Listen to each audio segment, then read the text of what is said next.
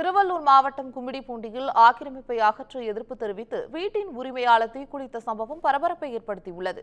இதுகுறித்த கூடுதல் தகவல்களை செய்தியாளர் சுதாகர் வழங்க கேட்கலாம். சுதாகர், உங்களுடைய தகவல்களை பதிவு பண்ணுங்க. வணக்கம் பவித்ரா. அதாவது கும்மிடிப்பூண்டி அடுத்த தேர்வாய் பகுதியை சேர்ந்தவர் கல்யாணி. இவரது வீடு ஆக்கிரமிப்பில் உள்ளதாக கூறி வருவாய்த்துறை மற்றும் காவல்துறையினர் இன்று ஆக்கிரமிப்பை அகற்றி சென்றிருக்கிறார்கள்.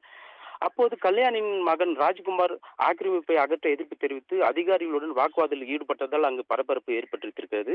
ஆனாலும் அதிகாரிகள் தொடர்ந்து வீட்டை இடிக்கும் பணியில் ஈடுபட்டதால் ராஜ்குமார் திடீரென வீட்டிற்குள் சென்று தாழிட்டு உடலில் மண்ணெண்ணெய் ஊற்றிக் கொண்டு தற்கொலைக்கு முயன்றுள்ளார்.